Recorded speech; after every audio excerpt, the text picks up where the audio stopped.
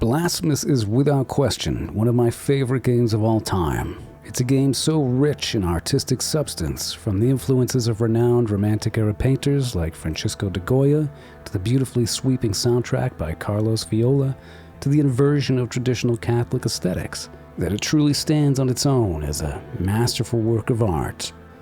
In this video, I'd like to posit that the primary themes within this game, mainly focusing on the high wills and the concept of heresy, and how it draws from the mythologies going back to the very first Christians, even predating the Catholics. The question I'd like to ask here is then, is Blasphemous a Gnostic allegory? In order to answer this question, we must first understand two things. One, why is the name of the game titled Blasphemous? And two, who were the Gnostics, and what beliefs did they share which are featured throughout the main theme of the game? So why is the game titled Blasphemous? First, let's quickly recap Blasphemous' story and primary through line with how it relates to the title of the game. You play as the penitent one in silence, wielder of the mea culpa, or guilt itself, and are tasked with a work most heretical by traditional standards. Your mission is to kill God. Granted, this is not the Christian God, despite the game's emphasis on Catholic aesthetics, but the God of the game's universe, the masterminds claiming to be behind the grievous miracle that both curses and corrupts the very lands of Custodia, the High Wills. Described aptly in the game's wiki, the High Wills selfishly exploit the custodian's guilt and desire for penance, using the miracle as a means to gather the custodian's faith for their own immortality and splendor. In the final DLC for the game, The Wounds of Eventide, the penitent one ascends to the other side of the dream where the High Wills reside and casts them asunder, striking them down with the mea culpa.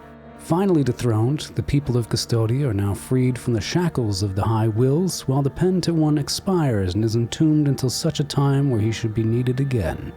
The title of the game then refers to the position of the penitent one relative to the High Wills, as from their perspective he is a blasphemer and sinful heretic. This is an important standpoint to acknowledge, given it mirrors the relationship between the ancient Gnostics and the Catholics, who later came to power and nearly erased the Gnostics from history. In fact, all of the contemporary writings of early antiquity dictate that the Gnostics were considered heretics by the Christian theologians like Irenaeus. Given the heavy use of inverted Catholic aesthetics throughout the game, combined with the brutalization of the people of Custodia through the cudgel of religious fervor, it's not a stretch to then narratively create a protagonist that this world would consider to be heroically heretical. And from the lens of Catholicism, there would be no greater blasphemy than the mythology of the Gnostics. Who were the Gnostics?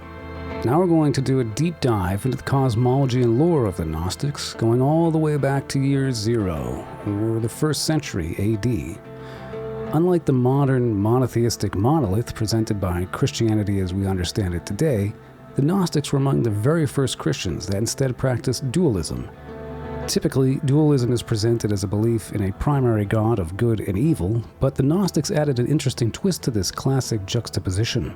The Gnostics believed that the god of the material world, whom they named Yaldabaoth, or more commonly the Demiurge, was actually evil, as they couldn't rationalize why a benevolent god would create a world of unending suffering. To the Gnostics, the world as we know it was essentially hell. Conversely, they also believed that the true god, the god of light and all that is immaterial, named Monad, was hidden, and that only through gnosis, or attainment of spiritual wisdom, could the individual transcend the trappings of the material world and be freed from the shackles of the Demiurge. Does this remind you of anything?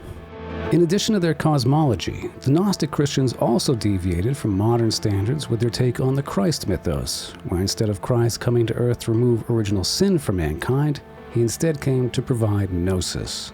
Needless to say, once the Catholics came to power centuries later and established orthodoxy, they branded the Gnostics as heretics and ensured that their Gospels, like the Gospel of Judas, were cut from the Bible. Now that we've reviewed a bit of Gnostic mythology, there are, at least in my opinion, several direct parallels between the Demiurge and the High Wills. Both are considered false architects, capable of only manifesting great suffering upon the world. Their existence is not one of benevolence, but malice, exploiting the faith of their respective believers for their own self-righteous ego and splendor. In short, they both feed on the faith of their followers like a parasite, and both falsely claimed to be the one true God of their respective worlds. On the ignorance of the Demiurge, according to the Apocryphon of John, now the Archon, ruler, who is weak, has 3 names. The first name is Yalta Beoth, the second is Saklas, or fool, and the third is Samael, a blind god. And he is impious in his arrogance which is in him. For he said, I am God, and there is no other God beside me. For he is ignorant of his strength, the place from which he had come. According to the in-game lore, the High Wills came to be through the miracle, though they believed themselves to be the primary creator. For there is no miracle that does not stem from our desire. That is not our reflection. That is not our word. The word that was first made flesh and then sanctified. This also parallels the way the Demiurge erroneously believes itself to be the one true God, while actually being derived from Monad. The penitent one, through the attainment of great wisdom, or Gnosis, gains the capability necessary to dethrone the Demiurge after providing such Gnosis to Chrysanta in order to reach the dream, and in doing so saves the world. He is in essence a Gnostic hero, or even a Gnostic messiah, which is something I find to be conceptually fascinating, as I can't think of any other personification as such in any other media.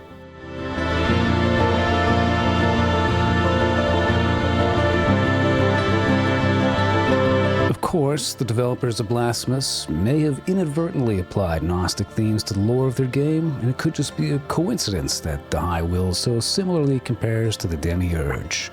But given how much effort was spent on every detail of this game, I can't help but suspect the Game Kitchen really delved deep on this one, not only drawing inspiration from the calamitous periods of history like the Inquisition, but also from the pre-Catholic influences of the Gnostics as well. That's why I hold Blasphemous in such high regard. It truly is art on a transcendent level, which is honestly insane considering that on the surface, it's just a pixel art video game. But when analyzing its themes, it's hard not to appreciate just how truly unique it is. Lastly, if you're interested in learning more about the Gnostics, I highly recommend taking a look at these 2 videos. What is Gnosticism? By Let's Talk Religion, and A Wild Story from a Gospel Excluded from the Bible, the Gospel of Judas by Genetically Modified Skeptic. Both of these videos will give you a significant overview into the Gnostics and further illustrate why their beliefs continue to make them so fascinating thousands of years after the fact. The links for these videos are in the description below. If you're still with me, dear viewer, then I'm curious to hear your thoughts on this. Given what we've reviewed here, do you think Blasphemous is a Gnostic allegory? Let me know down in the comments, along with whether or not you consider the game to be high art, or if it's affected you in any way. I, for one, can't wait to see what twisted nightmares the devs have in store for us when Blasphemous 2 releases at the end of the summer. I'll certainly be making more videos on that one, so if you liked this video, or you enjoyed any of my Blasphemous walkthroughs, you can help to get this one out to more fans of this series by clicking the buttons below, or by joining my channel to support my work directly. As always, thanks for watching, and special thanks to my members for their continued support. Sorrowful be the heart, penitent one.